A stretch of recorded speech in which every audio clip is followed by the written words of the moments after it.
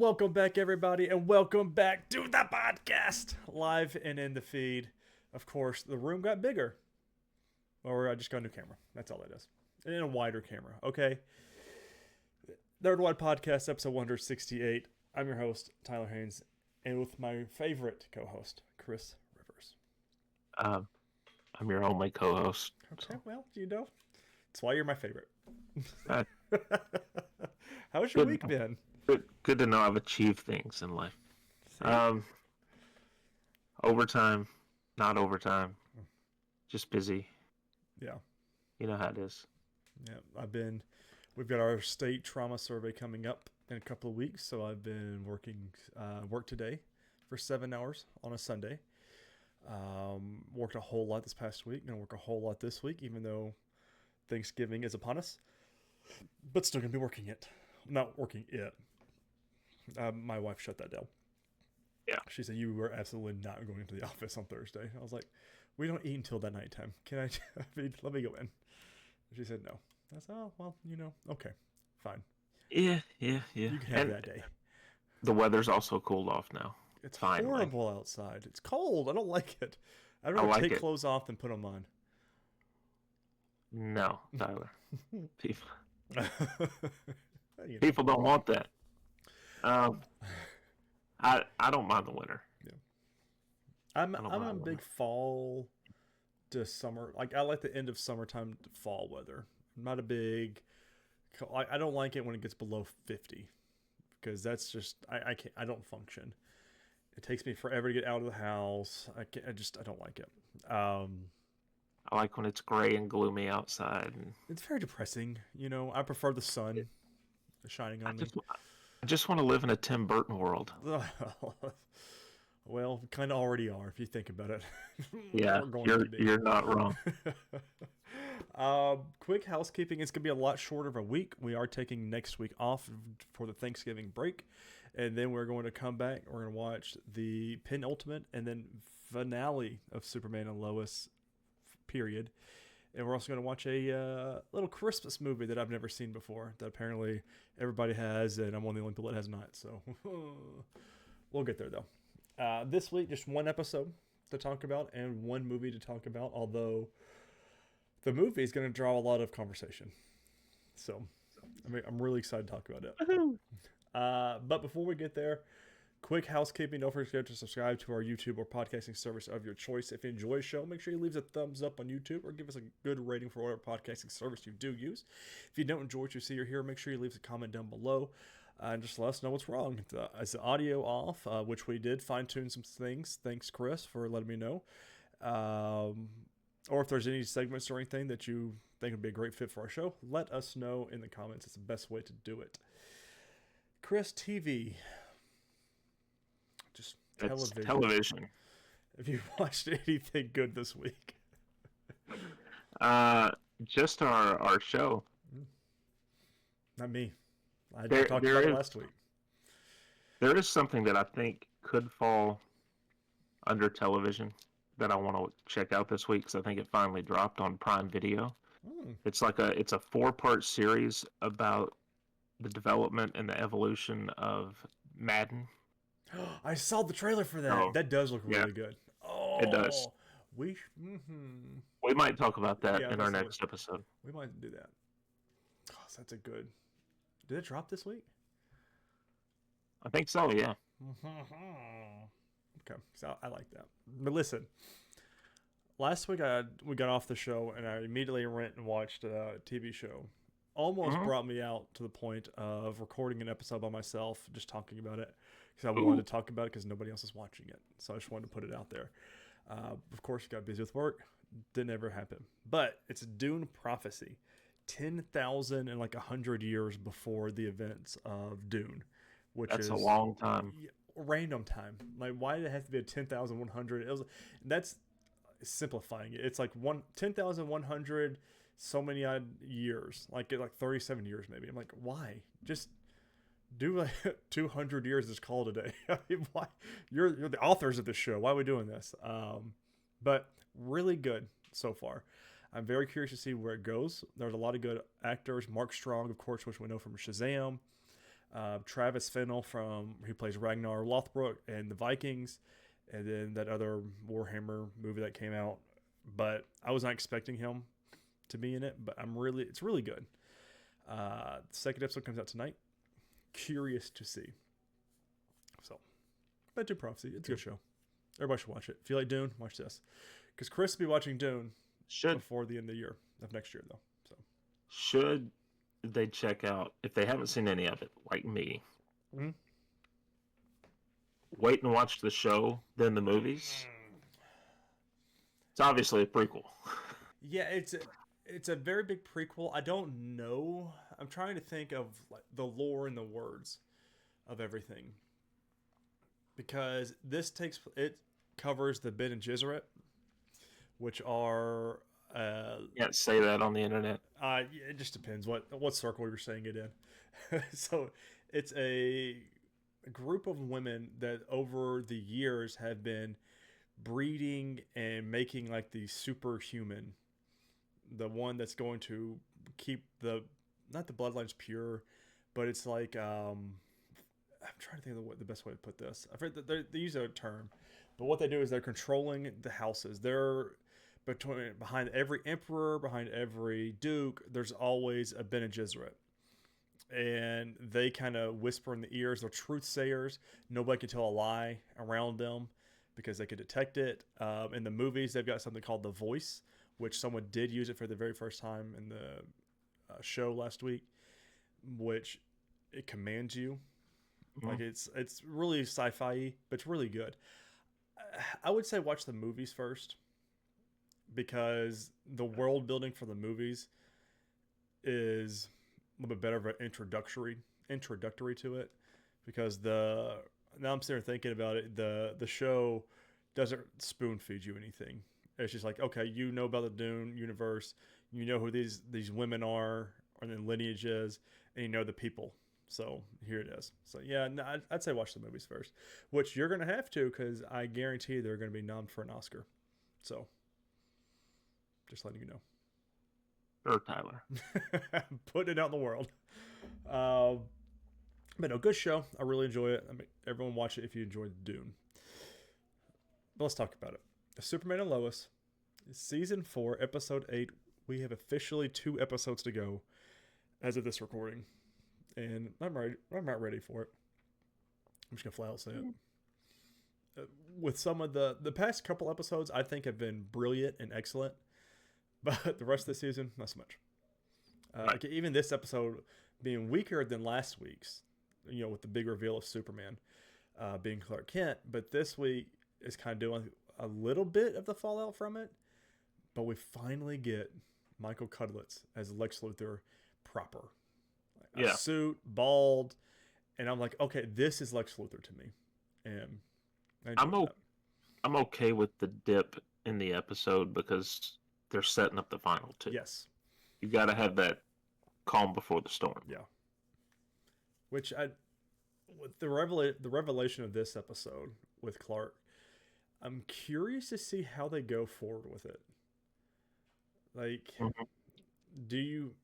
don't know if we have a flash forward in the last episode, like a scene or something with him old and the other boys are being superheroes and stuff. I don't know if we will get that. I feel like we will, but they're kind of setting things up here. All right, let's talk about it. I'm on ScreenRant.com by Zoe Miskelly. Hi, Fury. See, now with this wider camera, you can see him busting in, trying to come in here. See? He's like, you're going to pay attention to me. I opened that door for a reason. So now he's going to mess up the pillows. All right. Lois Lane's... The story of Lois's cancer diagnosis and treatment has been a significant part of the show since its emergence in Season 3. This episode provides a positive update on this arc by revealing that Lois's battle with breast cancer appears to be over, as her last checkup confirms that she will not be needing any further treatment.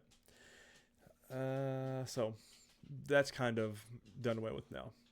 Naturally, since the prior episode of the show, we saw Superman revealing that he's also Clark Kent to the world, episode 8 details the after effects of this decision. While this is initially explored via the low-stakes storyline of Jonathan, Jordan, and Natalie struggling to go to the movies because of the crowd that's built up in Smallville to see Superman and his superpowered sons, the dangers of being a public hero are made clear when Lois gets a brick thrown at her through the Smallville Gazette's window, and when Candace is harassed because she's dating Jonathan, leading to their breakup. Which, they kind of get back together anyways. Yeah. Which that actress has had so much work done to her face. I know we said last time we saw her, but it's striking how much she's had differences. Which, to each their own, I guess, but that's Hollywood, baby. While Candace and Jonathan get back together before the end of the episode, this storyline underlines that Superman's identity being public knowledge isn't just something him and his family have to deal with, but that everyone in their lives is affected by. With Lex Luthor seemingly wanting Clark to have revealed his secret identity, it will be interesting to see how the weight of this decision is felt in the final 2 episodes later this year. With Clark's superhero, which I want to bring up, it doesn't talk about in this article, but Michael Cudlitz directed this episode. So, and it looks good. Which, Tom Cavanaugh, why? I mean, I don't understand. Like, we have to very much delineate not being a part of the CW verse, Arrowverse, what you even call it, but quit putting characters in it then. So I mean, I know he's Godfrey in this one, but still. Let's see. With Clark's superhero secret now seemingly universal knowledge, Lex Luthor breaks out a new scheme for him and Lois to contend with.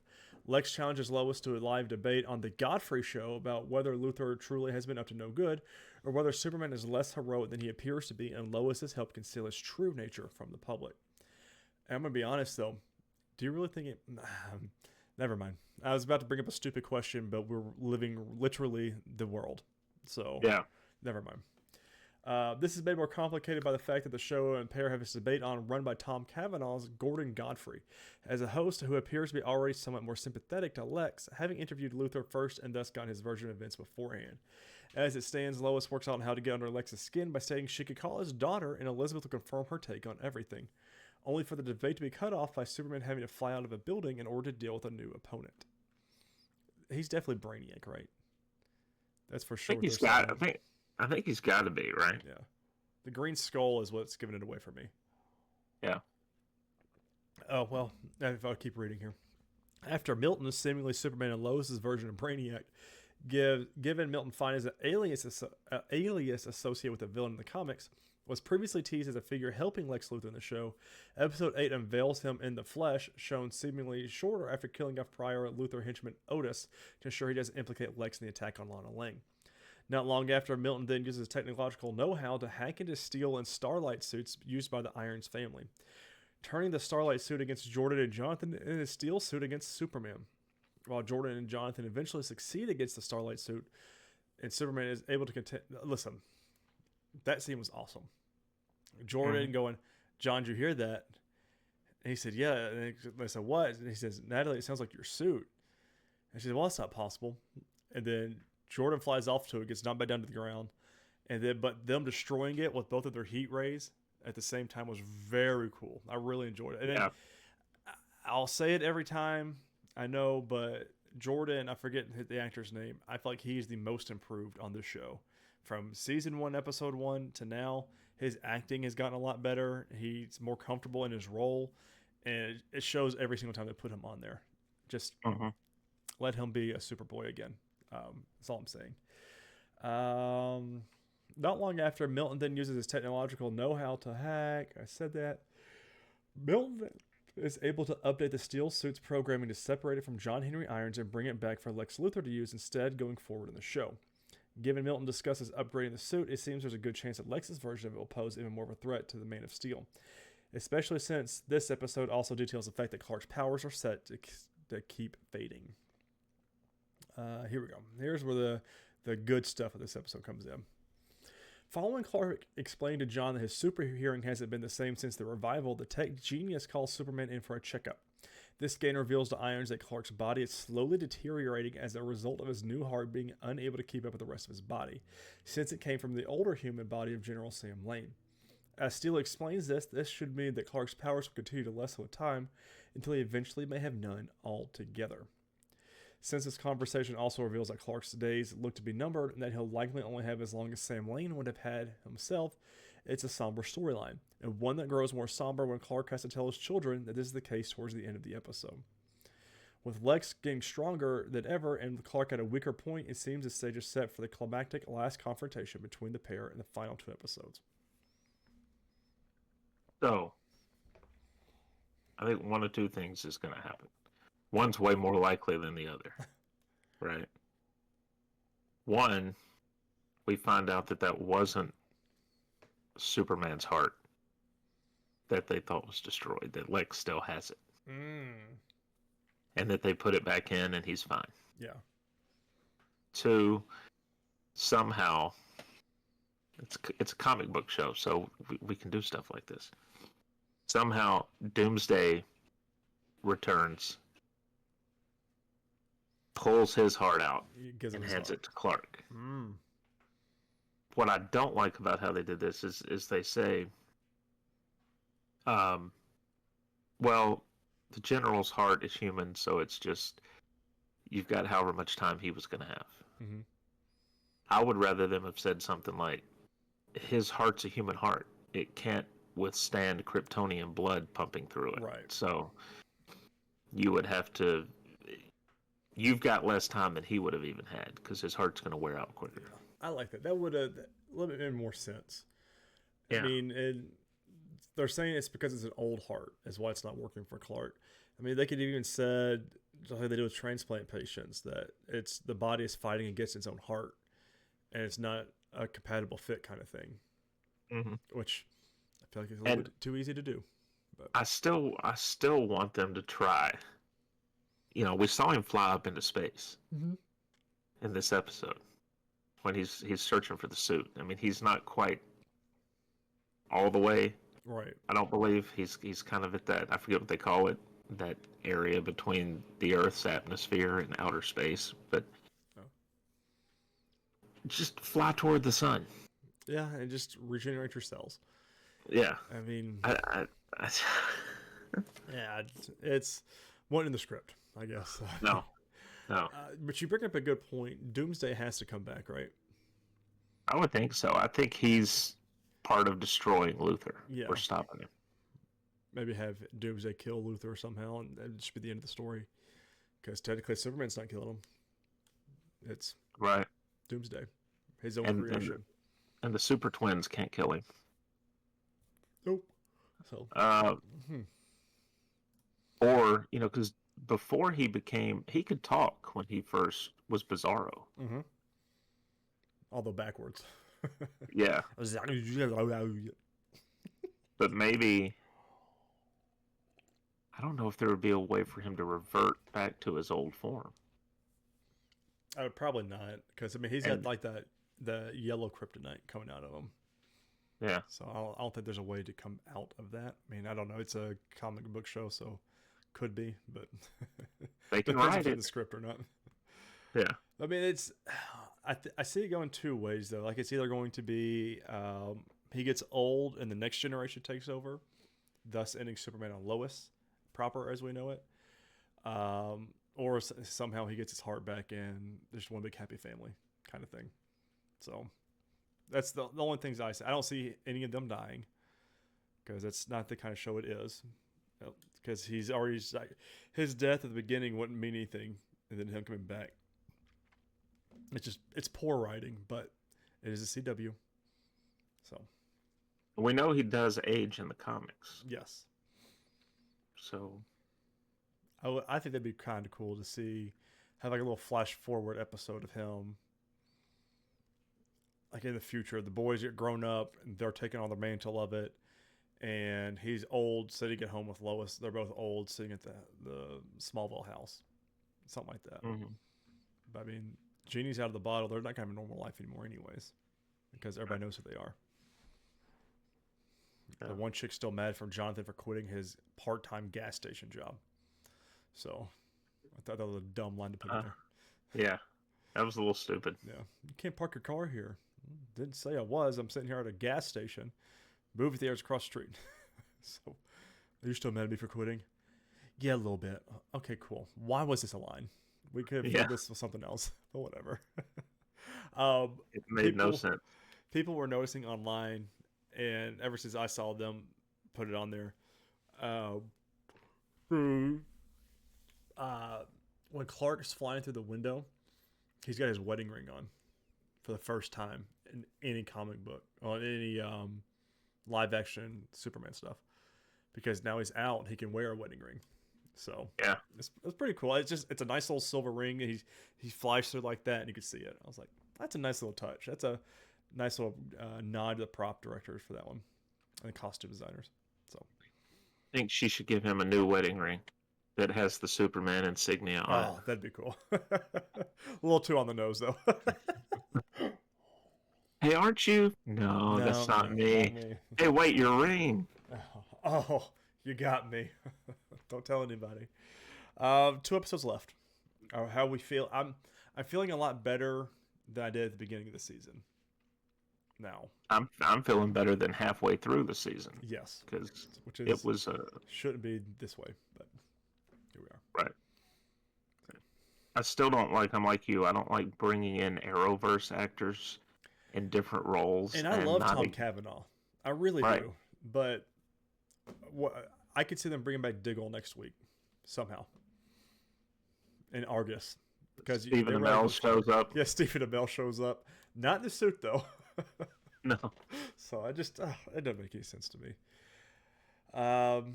2 more weeks and we're done though with Superman and Lois Forever, which is kind of sad because that's one of the first shows we've done on this. We covered as a podcast. Yeah. We covered a lot of shows before when we were doing the hero cravings, but Superman and Lois, one of our, because I remember doing that from the old house. Yeah. Of watching it and recording. Yep. And they still have not released a collection of season 3 yet. So I've got season 1, season 2. They're probably waiting for the bundle, the complete series. You know what sucker's gonna buy it? So I mean, it is what it is. I love it, especially if it's got digital on there. Yeah. I gotta have both, convenience. So, but next time we record after the Thanksgiving break, that'll be it. Now, hero and douche canoe of the week. Heroes.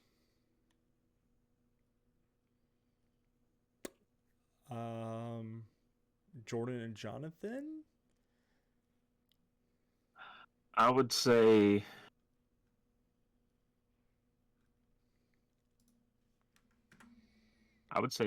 you could go Jordan specifically. I mean, especially for going up to take on the suit initially. Yeah. Or we could have a more sentimental pick, Lois for beating cancer. Oh, I do like that one. I like that a lot better. So. Yeah, because we don't have a Lois on here at all. She's never been on there? We had Clark and Lois last week. Yeah. So she's like 1.5 now. Yeah, 1.5 now. Lois 1, S and L. Douche canoe. I would like to propose. Godfrey was kind of douchey. Godfrey was pretty douchey. He's just kind of doing his. What should you call him? A carnival something. Carnival Barker. Yeah. Or you could say Lex's love interest or the Milton Fine character. But the lady is setting it all up. And setting Lex up. Mm-hmm. I just wish I knew her name. Have they not? He's called her name before, right? Yeah, we know it. I just don't know what it is. By the way, when they had the kiss on the balcony there at the end, well, not just awkward, right? But he has everything he says is ominous, right? Yeah. And he has that line about we both want the same thing, and he's just been telling her this could have gone very badly, right? Right. And they're on the balcony, and she's leaning in, and I'm going, he's about to throw her over the rail. I thought he was going to. Mercy Graves is her name. Yeah, I thought that because we saw he's like, oh, this could be very badly. This isn't good for me, and I just could have thrown her off. But Yeah. you know, didn't happen. No. missed opportunity. How funny would it have been if they'd written it so that he throws her off, and he assumes that she's fallen to the street below, and it turns out Superman or one of the boys saved her, and so then she helps in the final 2 episodes bring Luther down. I could see that. That'd been a good one too. But it's gotta have a love interest somehow. I imagine No, they everyone's don't. gonna be happy at the end. It's Lex Luthor. He doesn't need a love It's interest. the CW. Everybody's got a love interest, except for Jordan now, because his love interest is written off the show. Did they ever say where she decided to go? Just study internationally. They flew her to Greece. Yep. Because when you have friends with superpowers, you don't need a passport. Mm-mm. They just dropped her right in the middle of Greece, like, all right, have fun. We'll pick you up next season. Oh, wait. She can't be a waitress anymore. So probably the only way she can support herself over there. That's never mind. Well, you know. Oh, all right. What you got for movies, Chris? This show took a turn. Just like she did. Hey-o.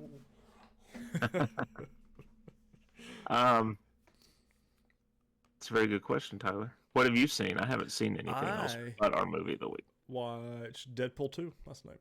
Zoe is going through, because she watched the third one with us. Deadpool. You doing it backwards? Yeah. And so she watched the first one this week and then number 2 last night. But she got so mad at me because I was pausing it and explaining the jokes. Like, this is why, I said, this is from X-Men, the first little series of it, not the second series of it. That's what this joke's for. Please just press play. I said, okay. So, and then I'm kind of watching Gladiator. I'm like 25, 30 minutes in. How do people do that? I listen, I was wanting to do it at work and watch it, but work got so busy I wasn't paying attention. I was like, I gotta stop it. So that's why, and just hadn't picked it up. So okay. I don't do it on purpose. I meant to watch it, but just got so busy. So, but that's it for me. That's all. Okay. What about you? Anything, Mr. No, I had a long list last week, so took a chiller. Yeah, All right, so our movie this week, appropriately enough, because this Thursday, as we're recording this, is Thanksgiving. Mm-hmm. The 2023 horror film, directed by Eli Roth. If you couldn't tell, starring Patrick Dempsey. Gina Gershon is also in this. Addison Rae, Nell Verlacque. Rick Hoffman is in this as her father. He's so funny and stuff. Yeah, if you haven't watched Suits, I highly recommend it. Yeah, because he's one of the main characters in it.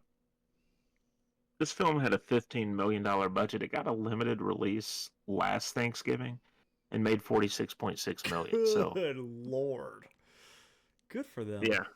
Yeah. And there's a sequel in the works. Well, I would hope so. Did you watch the post-credit scene? Yes. Okay. Well, the outtake, I guess, is more so what it was. Yeah. So. Yeah. Where Rick Hoffman is kind of waiting for him to say cut. Yep. He flicks him off. All right, so let's get into it. On Thanksgiving in Plymouth, Massachusetts, a mob gathers outside local superstore Wright Mart in preparation for a Black Friday sale. Jessica Wright, whose father Thomas owns the store, lets her friends Gabby, Bobby, Evan, Scuba, and Yulia inside early. The crowd notices them and stampedes into the store in a frenzy. In the ensuing chaos, Amanda Collins, the wife of Wright Mart's manager Mitch, a security guard, and a customer are killed. And Bobby gets his arm shattered. Actually, it was his wrist. Bobby later moves away from Plymouth. So, backstory here, Bobby is called the Golden Arm. He's a pitcher for the high Star school pitcher team for the high school. and gets his wrist shattered because somebody steps on it. He still comes out better than some people. Yes. Um, and it's not just that they got into the store, but Evan especially is up front, like taunting the crowd outside with, "Look, we're already getting all the good stuff." And listen, this group of our little teenagers are a bunch of douchebags.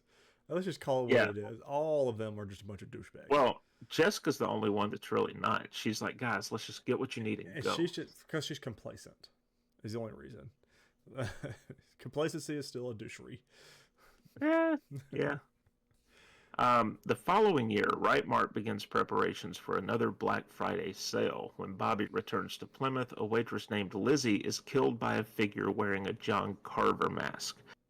Lizzie's involvement in the Right Mart incident leads police to believe those involved are being targeted. I don't know why you would really think that, though, in and of itself. It's one, I mean, yes, he puts the lower half of her body on the sign. Right. I wouldn't have drawn the conclusion like that, though. I would have just thought, oh, there's some sicko that's... Yeah. And that had to be a sharp edge on that dumpster lid. A lot of the kills in this movie are a little... over the top? Over the top and kind of far out there. Like, they wouldn't happen in real life. Now, the one that I think could is the one later with the table saw. Mm-hmm. That was a good one. Yeah. I mean, there are some good kills in it. Like the oven scene, that one had me, I didn't like that one. But some of these other ones were like, eh. This chick getting killed, though, was kind of cool. She gets she gets frozen he goes to drown her, gets frozen up against the freezer, peels her skin off, and then gets chopped in half. He thought this through. Mm-hmm. Because he doesn't attempt to, like, he stabs her? Or he slashes her hand or something, right? He slices her hand. And then he tries to, I thought he was putting her in hot oil. I thought so too. When he goes to the little wall, I was like, oh, we're getting an oil scene. No, it was a water scene. Because who keeps a giant sink full of water in a diner? Well, they'd probably wash dishes or something. Oh, okay, good point. And then he sticks her to the inside of the freezer door, and she just has to rip her own skin off. Could you imagine? No. I would have been like, all right, look, just go ahead and do what you're going to do to me. I'm not doing this. The assailant, now fittingly called John Carver, tags Jessica and her friends in grisly social media posts. Jessica lends camera footage from the Right Mart incident to the town's sheriff, Eric Newland, who is Patrick Dempsey. Carver kills several more residents involved in the riot, including students Lonnie and Amy and security guard Manny. Yeah. Dude, the trampoline thing killed me. I was like, oh. Yeah, the guy got off easy, right? Because he just twists his head around, which would not be that easy to do. It's like physically impossible, by the way. Just letting everybody know. Especially considering who the killer turns out to be. Right. But the trampoline, he puts the wooden spike up, and she lands on it, and then he does it again, and she kept impaling herself. It's like, oh god, that was rough. It was awesome. Yeah, very clever. And the other guy, the Manny, the security guard, his kill is, first off, this guy's talking to his cat, and the cat sells him out. The cat's in out, like the cat's like, yeah, he's in here. They get the little drill turkey baster thing into the gut. Oh. Yeah. And then he uses the garrote to slice through his head. Expertly, too, by the way. Yeah. Like, he just used the body weight and everything and just cut him straight and off. That was awesome. This is like special forces stuff. Yes. But he did feed the cat, though, so. Yeah. And pet it, so. He has a soul. And let's be honest, the security guard is not at fault here. What was this guy going to do during this Black Friday massacre, whatever you want to call it? What could he do? I think it was just that he ran off. I think had he stayed and tried to do something, he would have been okay. Evan and Gabby are soon abducted while Yulia is attacked in her home. Um, Jessica and Scuba make it there, but are unable to stop Carver from disemboweling Yulia with a table saw. She disemboweled herself. Well, he steps on uh, the on switch, the pedal, and then he kind of shoves her over there. Yeah. And once she hits it, she can't. No, her body goes she into hit shock. it with her hand, and it cut her fingers off, and she just kept kind of like falling forward onto it. It was like brutal. If I was the Jessica for any of this movie, there's no amount of therapy that's going to cure me from seeing all of my friends die. I mean, Yulia here got it kind of. Her death was a little funny at first because she had the corncob spikes in her ears, and they did a good job of it because they muffled everything, which is what would happen. And I thought, oh, that's a nice little touch. She's crawling through, and I just thought it was funny. Yeah, it was the things that they look like a corn cob, but they're to hold. Yeah, little. An ear of I corn. don't know what those things are called. And he just stabs her in her ears. And you knew something like that was coming because right before that she cleans her ears with a Q-tip, and they zoom in on it. Yeah. I'm like, wait, okay. they showed the corn cob at the end. I was like, okay, this is gonna come back later. Nope, just the little spikes. Yeah, it's interesting. Like when he breaks in, he doesn't kill, but he tranquilizes the cop. Yeah, he's not killing the people that don't deserve it. Right. So, he's somewhat a vigilante-ish. I do like the special effects though. After Yulia comes off the table saw, and Scuba's kind of cradling her. First off, he does a really good job because he's just in shock. Jess, what do I do? Mm-hmm. What do I do? But her guts are all just like right there, about to fall out. Very good. I mean, for a $14 million budget, this movie is great. I'm glad they're doing a second one. Yeah. It's going to be called Black Friday.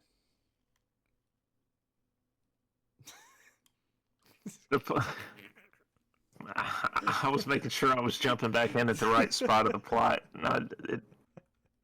Okay. All right. Maybe that's what they're going to do. This is going to be like a holiday series, and they'll just keep making them for each holiday. Yeah. After this one is Hanukkah. Yeah. Then Christmas. Then New Year's, and then Valentine's Day. They got to do Boxer's Day in there somewhere. Do you Killer Boxer. Do you include other U.S. holidays like President's Day and MLK Day? It just depends. It depends how much money they make. St. Patrick's Day. That one I can see them doing. You could have a crossover between John Carver and the Leprechaun. See, that'd be a good one. Because John Carver. And they go to space. We know he's alive. We think. Is he alive or is his spirit? I think he's alive. I think he was the fireman. But we'll get there. Yeah. The police attempt to lure Carver out by having the Wright family participate in the Thanksgiving parade.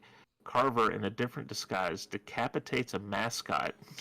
Just walks straight up and cuts his head off. Like, just walks right into the parade. I was like, God.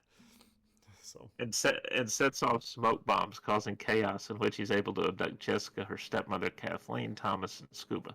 Yeah, the poor guy in the turkey suit. They kept, like, they were focusing on him.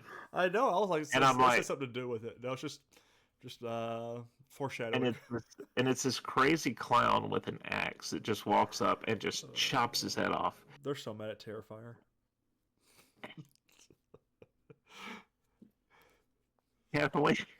Kathleen is prepared and cooked alive at Carver's hideout. He does get her well done, though. Yes, I mean, when he seasons her. Yeah, when he cuts that slice of meat off her leg at the dinner table, it looks done. Yeah, he prepared her well. Yeah, she probably wasn't. And everything. Mm-hmm. Made sure it looked like a giant turkey. Right. Had her head sitting next. Anyway, her corpse is served as a turkey at a table where the hostages and victims' corpses are seated. Carver then bludgeons Evan to death in a live stream in front of the others. Jessica and Scuba escape from the table, and Carver chases Jessica through the woods. Now, Evan, when he gets killed, I like the touch there. I don't know if this was a actor playing John Carver decision or if this was Eli Roth. He takes a spoon and kind of scoops some of the blood and brain up, like he's getting cranberry sauce. Right. I, Yeah, it, it was good. The whole so, dinner yeah. scene was really well done as far as his, the cheerleader, she's screaming for what was it? Made her wine out of her blood. And I was like, which the blood would have probably already been gone by then. Mm-hmm. But Yeah. so Jessica then comes upon Eric, the sheriff, lying on the pavement, and follows signs of movement into a building where parade float materials are being stored. She sees Bobby in the Carver costume, but Eric joins her and tells her to go outside. Gunshots are heard. Bobby's not found. The police inform Jessica her friends and father are safe. In the sheriff's office, Jessica notices the same debris from the woods that stuck to her clothing is also stuck to the hem of Eric's pants, revealing he's the killer. Jessica asks Eric why he engaged in his killing spree, and he reveals his motive for the murders. After Eric's wife left him, he met Amanda Collins and had an affair with her. Amanda became pregnant with his child, and she planned to divorce Mitch to be with him. Amanda was pregnant when she was killed during the Right Mart incident. Eric then began targeting those he held responsible for the riot as their negligence and violence caused Amanda's death. Eric had abducted Bobby and placed him in the Carver costume to frame him. Jessica then reveals to a horrified Eric she's live-streamed his confession, exposing him as the killer. Great. She says, I never got to say what I was thankful for. And he's like, what are you thankful for? Yeah. And the signal in here. It's just, you thought the cops would have been back already. Yeah. But, Eric attacks her, but Bobby intervenes. An enraged Eric attacks again, intent on killing Jessica for ruining his plans and his life. Jessica loads a musket using her mother's bracelet and shoots down a balloon attached to a tank of gas, causing an explosion that engulfs the sheriff. She reunites with Gabby and Scuba while Bobby's taken to the hospital. Authorities are unable to find Eric's body. Reunited with her boyfriend Ryan, Jessica has a nightmare in which she's attacked by a flaming Eric. They probably could have worded that differently. But yeah, that's the end of the movie. And then, they leave it open for a sequel. Did you catch on to the killer being the cop? I didn't have to because when it first came out, I saw reviews for it and it spoiled it for me. I didn't. I was trying to figure out. I did think it was two people. I thought they're going to do the whole Scream thing and have two different killers. I do wish that they had gone back. I'm one of those people, I don't want everything explained. Yeah. Leave some stuff up to our imagination. But when you're dealing with a human killer like this, like how did he get from the other side of the fence over to his car to lay down on the pavement? And get bloodied and... Yeah. Yeah, I would like them to have reenacted a couple of things. I should have went back and rewinded it. But didn't Jessica snap her ankle when she jumped off the fence? She injured her ankle, yeah. Because then I don't know if she snapped it. Because she's running on it like normal. I'm like, okay, adrenaline. But then the next couple of scenes, like she hadn't been taken to the hospital or anything. She's been at the sheriff's station. So I don't know if she snapped it or if she just sprained it, like rolled it. But still, adrenaline would get you a little ways. Mm-hmm. Then after that, you'd be like, help. Yeah. Ow, this hurts. I thought it was good. I do think he was the firefighter that came out of the holding the axe. Yes, because there was one that was holding the like the burnt turkey inflatable, and then like it zoomed into the one holding the axe, and then it showed him like just walking by. I was like, oh, he killed that guy, and that's him. But we never heard anything else about it since then. So yep. But now that we know there's a sequel, I'm like, oh yeah, they got Patrick Dempsey back. Maybe. So he's not on Grey's Anatomy anymore. So I mean, that kind of takes the reveal of who the killer is out of the equation. So he either goes forward with you knowing it's him, or someone else traumatized by this. Jessica. That would actually make the most sense. Mm-hmm. Be like a Saul situation. Or Scuba blames Jessica and becomes the new killer. The one dad, Yulia's dad, probably had the best like thoughts to any of this. He's like, we're going to Florida. I'm like, yeah, yes you are. But the cracked me up. There was some good like little one-liners in here. The construction worker or whoever it was, it might have been the cop. He said, "Oh, you're almost done. Looks like you're almost done remodeling." He goes, "Oh no, never done." And I was like, "Okay, that's like a Russian money laundering front going on here." But I thought it was good. I gave this movie a 4. I was not as high on it as I was when I started it, but then I was like, okay, this is definitely just like a campy movie. Some of the kills were very well done. I did think it was 2 killers. I for sure thought it was Bobby and her other boyfriend Ryan. I was like, oh, they're in on this together. They're fake fighting. Ha ha ha. Some of the scenes were really cool. The kill scenes were really cool. The trampoline one, probably my favorite, just because got to see a little bit of ass beforehand. But other than that, I thought it was a good movie. Yeah, I gave it a 3.5. Nice. I might have given it more on the first time watch, but I knew who the killer was. So. That's why the internet's a bad thing. Yeah, terrible. Good performances though. Mm-hmm. And they haven't. I don't know if they've confirmed anybody except they confirmed the girl, not Jessica, but Gabby. I think Eli Roth has said that they anticipate her coming back. So, I wonder if they do a Scream thing, where they have recurring characters, just different parts of copycat killer kind of thing. Maybe. I'm curious if it's gonna like we were talking about earlier. Is it strictly gonna be a Thanksgiving thing, or are they gonna rotate through some holidays? Is Michael Myers back again this Halloween? Only it's not. It's someone pretending to be Michael Myers. He's become so meta that people dress up as him in other franchises. Everybody just kills him. For summer vacation, someone pretends to be Jason at a lake. Yep. See. Fishes start dressing up like sharks and eating people during the summer. Oh man, what'd you think, Fury? Couldn't agree with you more. He messed your pillows up, by the way. That's what he does, and it annoys me. If you wouldn't change them from how he leaves them, he wouldn't mess them up. They're always just in the floor. He kicked this one. He's about to kick that one. He's looking at me like he's going to. That's where he wants them. Leave him there.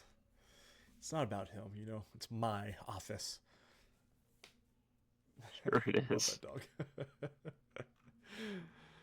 Oh. We're good. Yeah. I like that movie. Next show, which is not going to be next week. Mm-hmm. Well, we don't know how often or how close together these episodes will come out. So they could be a week apart. This should be uploaded Thursday at the latest. Okay. But our next episode, we're going to watch It's a Wonderful Life. Never seen it. Because Tyler's never seen it. I've seen it numerous times. The rest of the world's seen it.